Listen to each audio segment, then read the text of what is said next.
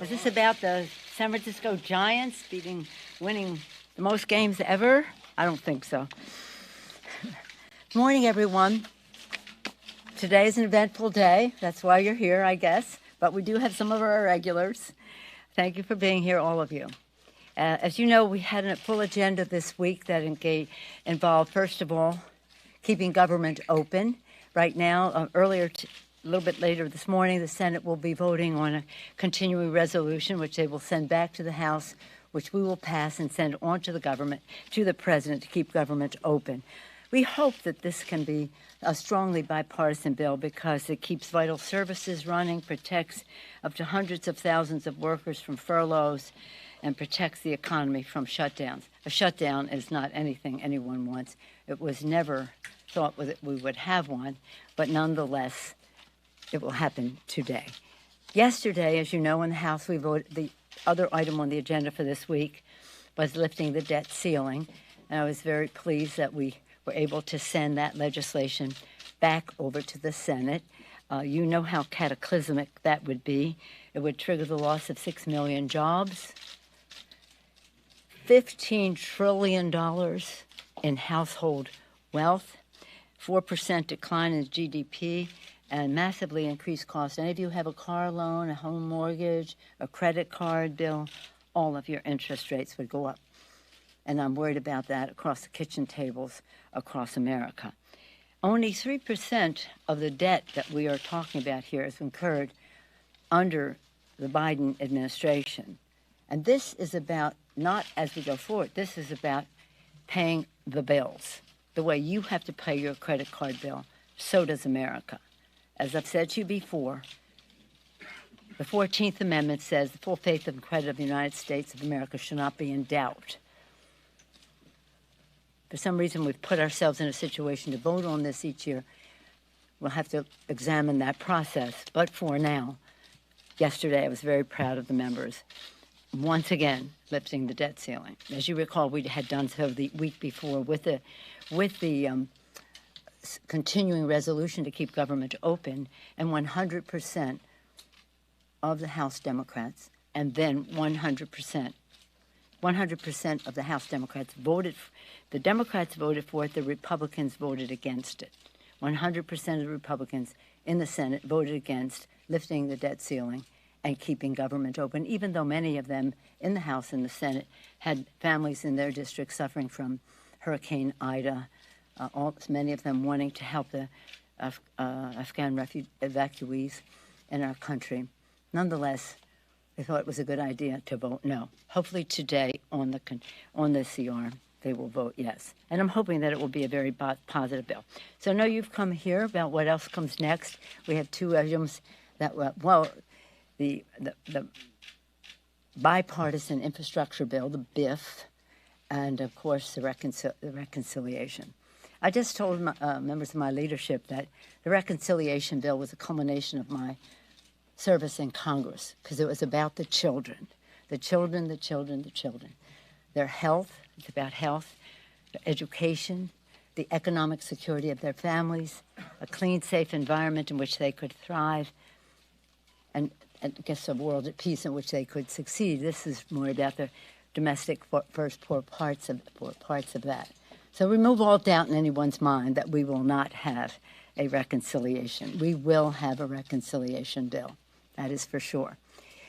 Today the question is about, we are proceeding in a very positive way to bring up the bill of the BIF, to do so in a way that can win. And so far, so good for today. It's going in a positive direction. It's impossible, though, to persuade people to vote for the BIF without the reassurances that the reconciliation bill will occur, and it will. And that we cannot, because of rules of the Senate in terms of parliamentarian having to pass on any bill before it comes to the floor and pass on any language, we cannot really guarantee what I'd hoped in terms of having a more legislative form, but nonetheless, the framework that if it's okay with the President of the United States, who has this vision for our country. As I've told you before, he said, I want to work on the bipartisan bill for infrastructure, but I will not confine my vision for America to what is in there. We have to build back better, and to do so in a way that honors our climate goals, honoring our responsibility to our children to convey this planet in a responsible way, that does so that respects the needs of, not needs, the opportunities for working families with issues. It's all jobs, green technology, jobs for women in the workplace, dads who may need home help. So all the things, child tax credit, child tax care, child care issues that relate to universal pre-K, home health services. If you have a senior or person with disabilities in your home, some of you know this, you hear it every time you come here, but I just want to make sure that it is reinforced as to why this is important, because it's jobs for women, it's jobs for people who have been previously underrepresented. Build back better. So when you build the infrastructure of America, you're doing so with a workforce that has workforce development, can be involved in those decisions, and it has a justice to it that the president has insisted upon, that we're not building in ways in the past that have separated communities and perpetuated environmental injustice, but instead build back better with justice. And then, of course, the health care issues, which are so important, the extension of Medicaid, the strengthening of the Affordable Care Act, expanding of benefits for Medicare, all of that as part of the health piece, and those are jobs as well. So, again, I think we're in a good place right now. We're making progress. I can't stay here too long because I have to deal with step by step with this, but I'm only envisioning taking it up and winning it. Madam Speaker, I don't have to tell you, you've got a Senate problem on your hands. Joe Manchin said last night that the reconciliation bill is the definition of fiscal insanity. He talked about vengeful taxes. Does that sound like someone who's open to further negotiation? And how do you get something pre-conference how do you move forward with that on the other side of the Democratic Party? Well, we're talking about substance. We're not talking about rhetoric, and we're not even talking about dollars. We're talking about what is important in the legislation. Where can we find our common ground? If I paid attention to everybody's public statements, oh my goodness, even some that maybe you inadvertently make that are not quite on point. But he said some other things after that said, I'm for reconciliation. And did you see that further? Is he saying something privately then to you or to the president that gives you more hope that can move forward? You would think I'm going to talk to you about my conversations with Joe Manchin in here, if you promise not to tell anyone. So you've had a conversation with him? Look, I think that Joe Manchin is a great member of the Senate. We're friends. We're Italian Americans. We get along. Catholic. We have shared values. I have enormous respect for him. I had one of the joys of my service in Congress was to work with him to make sure we had the health benefits and the pension benefits for our mine workers. Not that I think clean coal is anything but, nonetheless about that. But I do believe in the workers, their needs, and the rest, and we did that at the end of last year, working together. So we have our common ground. Yes.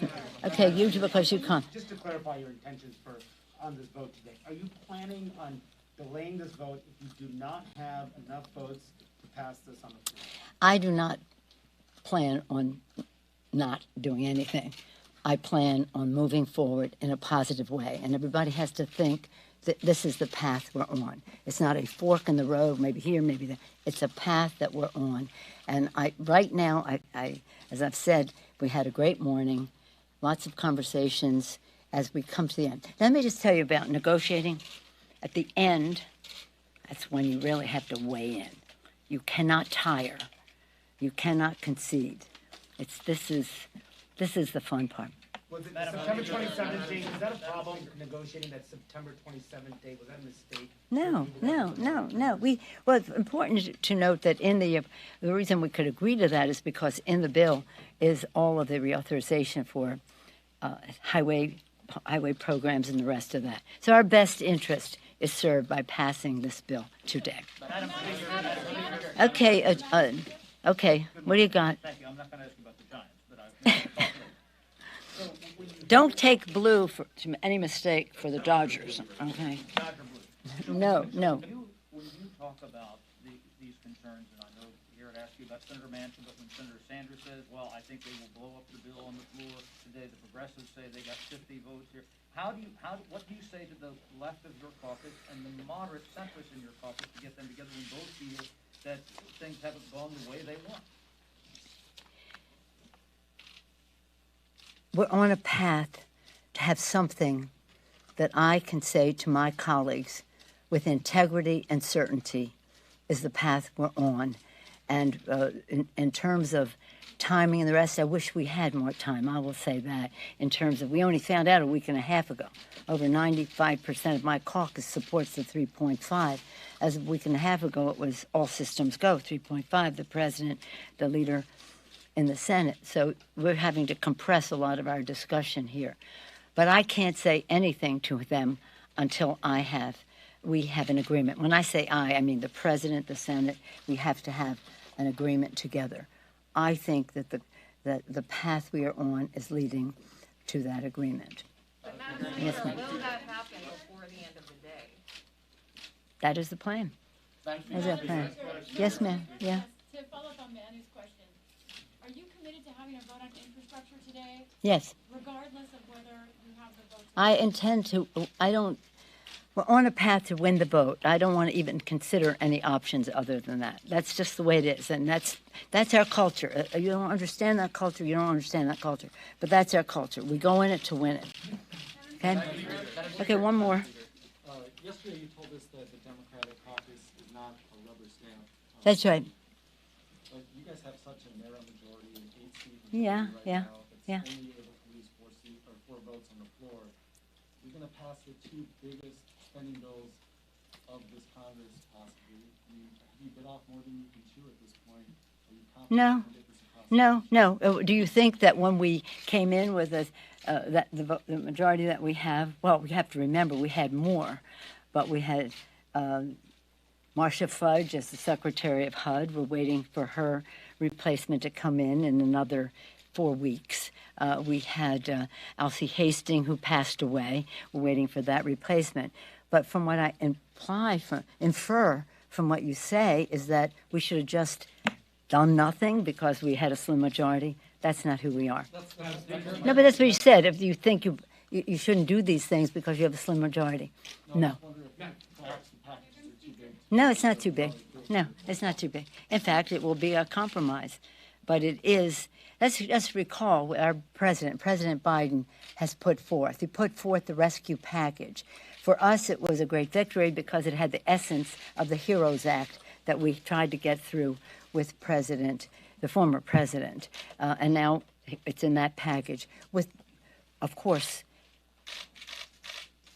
imbued with vaccinations, which made a difference in it. And now we have a couple hundred million vaccinations in people's arms, people back to work, children back to school, money in people's pockets because of that bill. State and local governments reinforced to do their job, honoring our heroes who work there, the ones who provide our health care, food service, or transportation, police and fire, our teachers. Would we not do that because we only had a few votes? No, we definitely did. And then we go to this legislation now, the BIF, which has the bipartisan support in the Senate. I don't know if we'll have bipartisan support in the House. They say there may be a few. I understand there's some dynamic going on the other side, but I don't know it and can't speak to it. But maybe we'll have some Republican votes. I hope it is as bipartisan as it was in the Senate. And then we go to the Reconciliation Act, which is the Build Back Better with women, just build back better, not and addressing what many of our members have concerns about. They said every time people build, our people suffered in our neighborhoods. Well, that's exactly what President Biden wants to change, and we will. And no, it's not too ambitious because we're meeting the needs of the American people, and what that is what our agenda will be. Oh, you? Yes. I didn't recognize you without your mask. Well, I just took it off so you could hear me better. You said this is the culmination of your time in Congress. Yes. I mean, you tried, culmination means the end of an experience. Get out of here. Get out of here. Not me. Yeah, no, but of course, the Affordable Care Act was remarkable, and I take some proprietary interest on that. But in terms of finally seeing a time where we can think in a large way about our children, our people with disabilities, our moms. I mean, I'm a mom with 5 children. When I was young and was raising my children, people don't know this is a challenging job, even 1 child or 2. I didn't even wash my face some days. In fact, I liked it that way.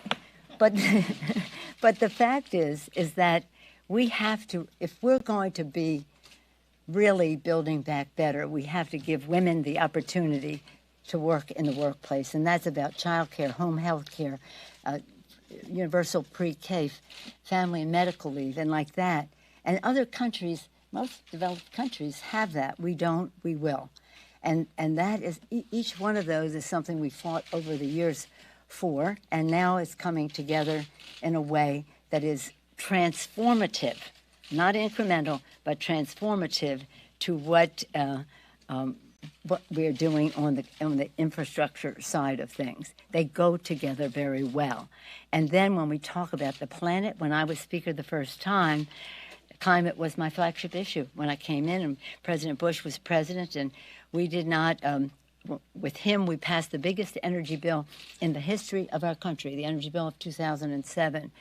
He wanted nuclear, I wanted renewables. We had a big celebration to sign the bill, and President Obama used as authorities in that bill for some of his executive orders, so that we take it to this place now in this legislation. It's about jobs, good green jobs, preeminent in the world in green technologies, addressing the health issues of clean air, clean water for our children, the issues of, as I've said to you before, about national security globally, where migrations occur because of drought and famine and natural disasters, so people are competing for habitat and resources, and of course our moral responsibility for our children. So it has so many, so we have that. And then health care, as I said, the Affordable Care Act.